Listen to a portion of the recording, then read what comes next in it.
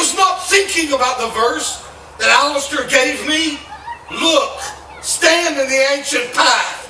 Look for the ancient ways. You're at a crossroads. But I go to bed one night and I begin to have this dream. And in this dream, I begin to see generations coming together. I begin to see the young, the old. I begin to see generations that go all the way back to founding fathers of nations. And I begin to see them, and they begin to come together in this magnificent auditorium. And as these generations all begin to come together, I begin to dream at the end of it. I saw generations of pastors coming upon the platform. And every one of these generations, a pastor would get up on the platform and he'd hold his hand out and he would release a prophetic word over the generation. It was amazing to me. And as we begin to see the dream, at the end of it is when I saw Dutch coming out, waving this flag in a figure eight. I had never seen the flag before in my life. I did not know the flag was real at all. I grew up in the mountains of eastern Kentucky. I grew up in the Appalachian Mountains. I had never seen this flag. I knew nothing about this flag. But he began to wave this flag. Wave it and wave it and wave it. And in my dream I could see it. It was a white flag. It had a green evergreen tree on it and the words "an appeal to heaven." I had no idea what all of that meant. The next morning I get up. It's early before daylight. And I'm in the living room of our home and I'm writing in my journal the dream. How many of y'all know if God gives you a dream or God gives you a word, we must learn to steward the revelation that God gives to us. I think part of the reason why what God shows us doesn't come to pass in the manner we anticipated it would is because we've not been taught how to steward that which God is depositing in us. And so we had this dream, and I get up the next morning and I'm writing about my dream. My wife comes in there. It's not even daylight yet. She comes in the room and she says, "What are you doing?" I said, "I had this most amazing dream. It was a dream of generational synergy. It was a dream of generations coming together. It was a dream of the past converging with the present. It was a dream of God invading the moment of history and igniting within the realm of history the greatest move of God the world had ever seen." And I told her, I said, "I saw this flag." And she said, "A flag?" And I said, "Yeah." So I described it to her. And she said to me, she said, "Well, I feel like the flag is real." I said, "Well, the flag's not real. It's a dream. Come on. The flag is not real." And she said, "Well, I just feel like we're supposed to Google it." So we did, and when we did Google it, we began to realize that the flag was indeed real. It was created in 1775. Listen to me. It was created by the inspiring words of John Locke and the Appeal to Heaven quote from 1690. It was one of George Washington's servants who wanted to create the flag because George Washington was building the Continental Navy, funding it out of his own pocket. He had 6 old vessels that were more like barges than fighting warships. And they had no flag to put over it. So a servant of George Washington's comes up with the inspiring vision for the flag. We know that the words, now watch me, we know that the words come from John Locke and Appeal to Heaven. We know that he wanted the white background of the flag to represent the purity of a God-given cause greater than ourselves. What about the tree itself? Where did the evergreen tree come from? What is the significance of the evergreen tree? For us in the United States, there was no recognition, no understanding in my mind of what is the significance of the evergreen tree. What does it mean? Where does it come from?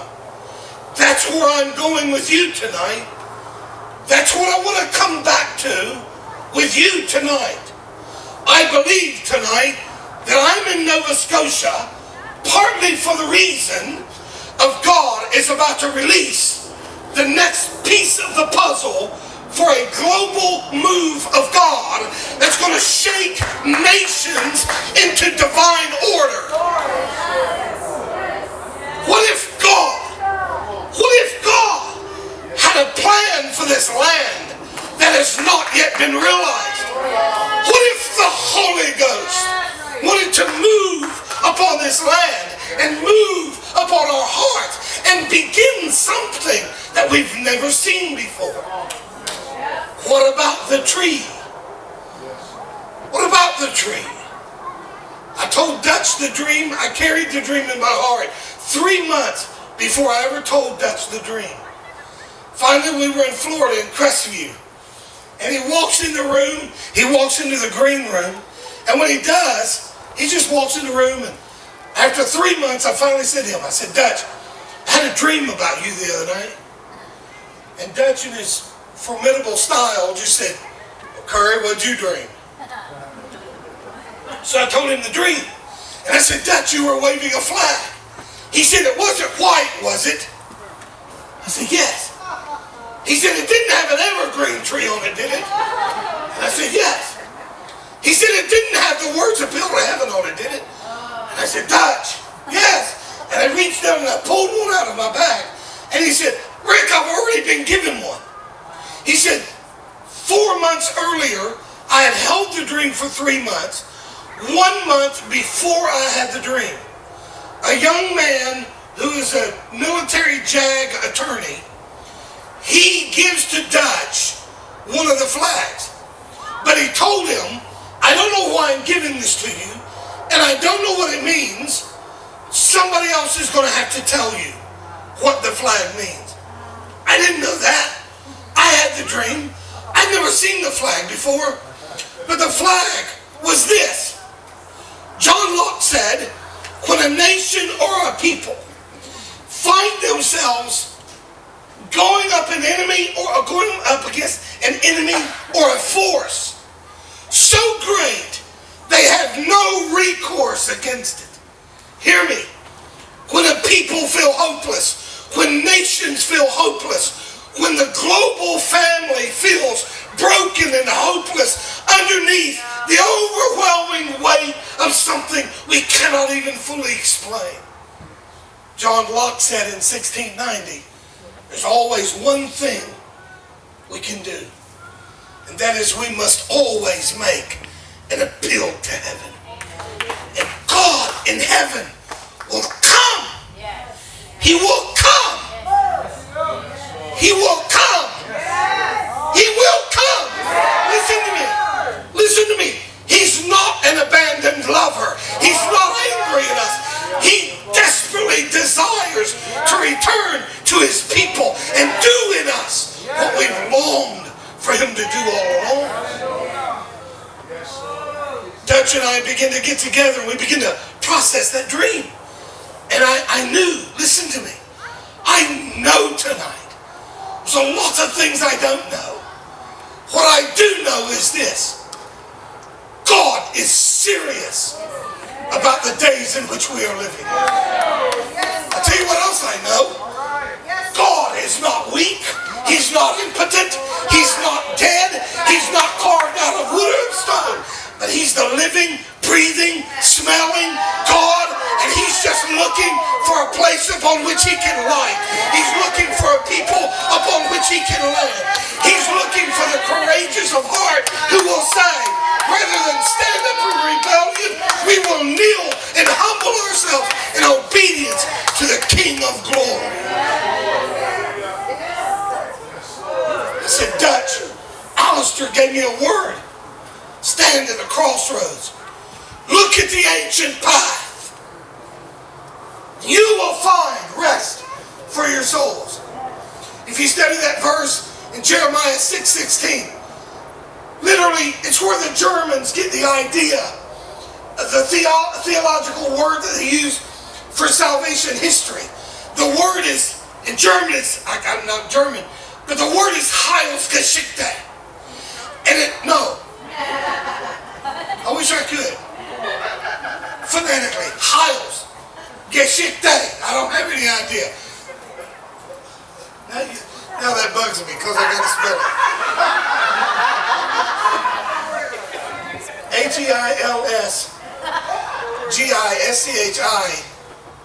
Heilsgeschichte. Okay, so we got past that. No more spelling based in that. That's awesome. But here's what the word means.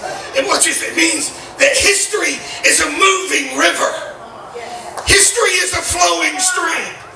There are those, as Russell reminded us here, we must honor those who have gone before us because they carved a path that we are now walking upon.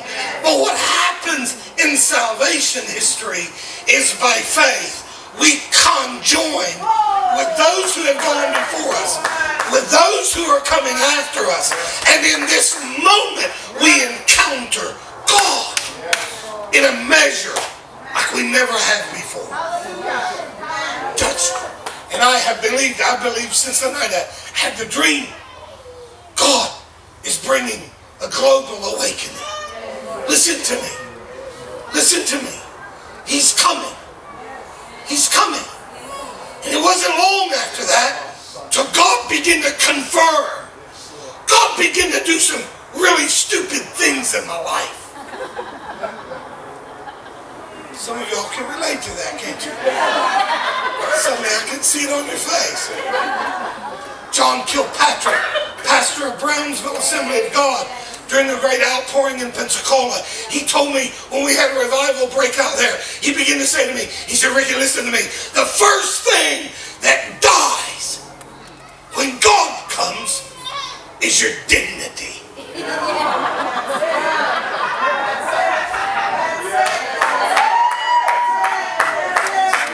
God will make you do some things you never would have the guts to do in the natural. Come on, somebody say amen. Come on. So God began to do some things I didn't understand. I couldn't have orchestrated. I don't have time tonight to tell you all of them. But it was amazing. God began to say, I'm going to come. I'm going to bring awakening. I'm going to bring a transforming revival. It's coming. It's coming. It's coming. On a Wednesday night in my church, at the end of the service, it's just a nondescript Wednesday night. Suddenly through the back door of my church, a man walks in. I would learn in a few moments he was from Sudan. He was a pastor. This was his second time to come to the United States. He'd gotten in partnership with a church in Texas, and they were helping him raise money for his orphanage in Sudan. He comes through the back door. I've never seen this man before in my life. He had on a purple suit. He had on lime green shoes. He had on a bright red shirt and a pink tie. And he was wearing a yellow hat. I said, here comes the Bishop of Skittleville. Do you know what Skittles are? He looked like a bag of Skittles. And I was like, I love this man already. And he comes through my door of the church and he begins to say, is Papa in the house? He comes through, is Papa in the house? And my elders immediately grab him and look at me, and I said, bring that boy up here. You know? Hey, I love this guy right here. And he comes up to me, and he said, this is only my second time ever to come to the United States. He said, when I was flying into the United States this time, he said, the Spirit of God said, you must go to Florida. He said, I've got a papa there. You must give a word to. And he said, God, I know nothing about Florida. He didn't even know where Florida was.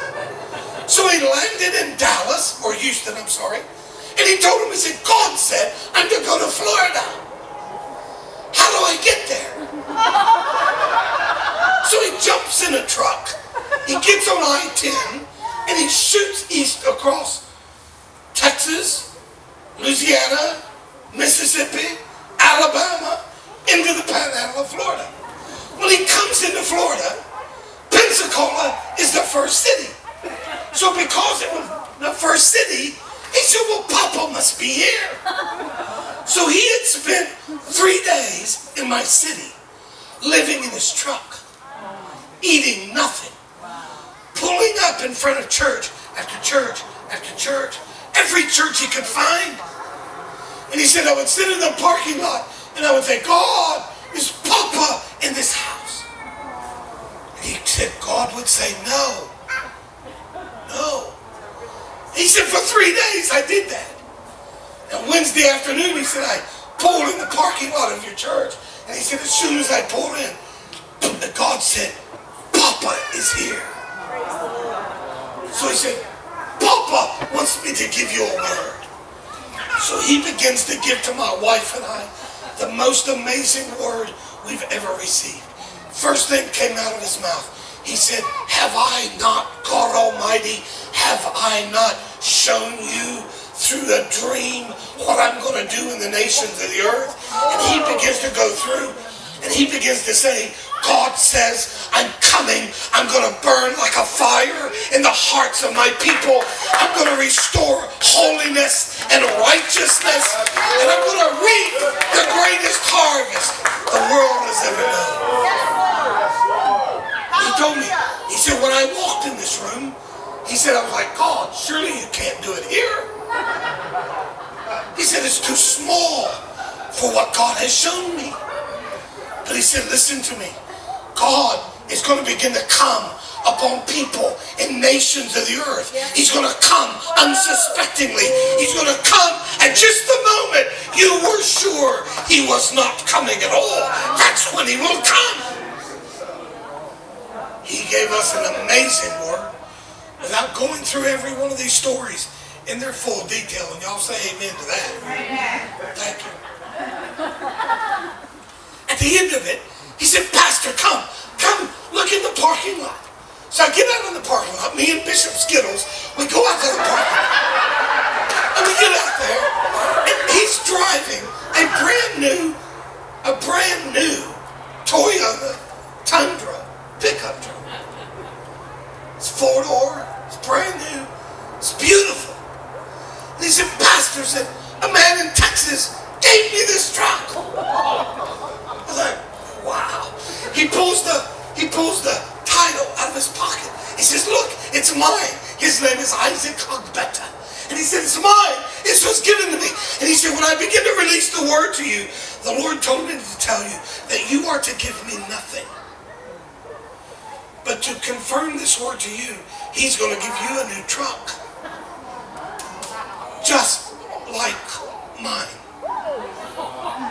And nobody will know but me and your lady and you. God said, I'm going to give you a truck like mine. And I said, I didn't know what to say. What do you say? Woo! I didn't want to say on the outside what Ricky was saying on the inside. On the inside, Ricky's like, oh yeah, better bring it on. I didn't know what to say on the outside. So I said to him, I said, Bishop Isaac, if you don't mind, this is so stupid, isn't it? I said to him, if you don't mind, would you remind the Father that I'm a Ford man?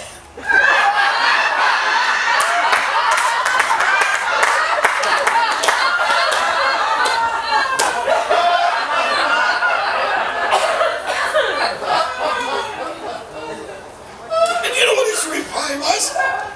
It's easy. Ford, Toyota, he doesn't care. He owns it all. You want a Ford, you get a Ford. 2 weeks later, a man walks into my office crying and he says, my wife and I have been compelled for the last 2 weeks to do something we've never done before. He said, come here, I'm going to show you what I bought you. We go outside and there's a brand new Ford F-150. Listen to me. His truck was white. My truck is white. His truck